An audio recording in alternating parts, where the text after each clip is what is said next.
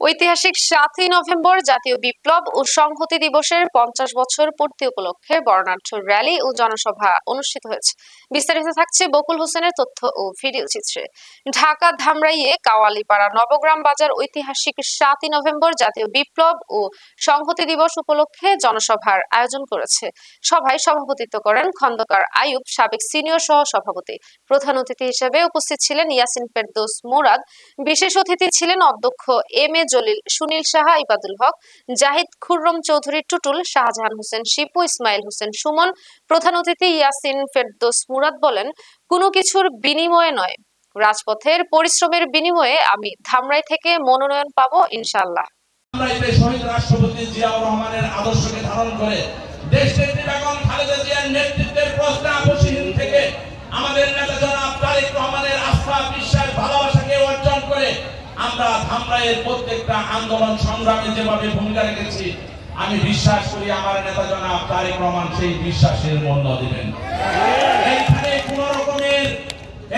কোন রকমের ভুল বুঝাবুঝির কোনো অবকাশ নেই।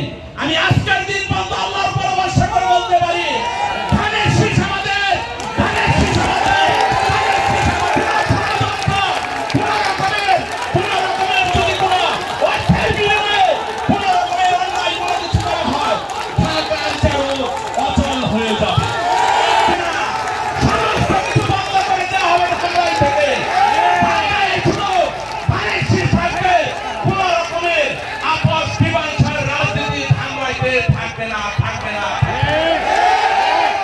আমরা ধামরাই পৌরসভায় প্রত্যেকটা ওয়ার্ডের প্রত্যেকটা বাড়িতে আমরা দেশনেত্রী বেগম খালেদা জিয়া, তারেক রহমানের সালাম পৌঁছে দিয়েছি।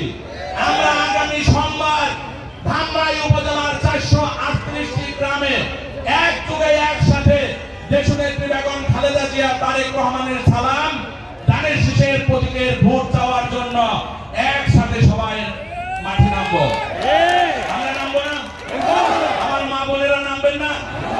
আমার একটু হাত ধরে নামবেন তো ইনশাআল্লাহ?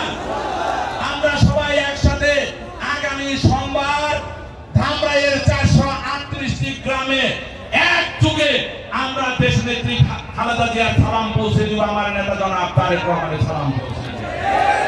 আমরা এরপরে আগামী শুক্রবার ধামরাইয়ের কালামপুরে কলেজের সবচেয়ে যে বড় মাঠ, সেইখানে আমরা ১৪৭টি ভোট কেন্দ্রের প্রত্যেকটা প্রতিনিধিকে নিয়ে আমরা ওইখানে আমরা মত বিনিময় সভা করবো এবং ধানের শীষকে জয়যুক্ত করার জন্য আমরা সকল ধরনের কর্মপন্থা আমরা পরিকল্পনা করব।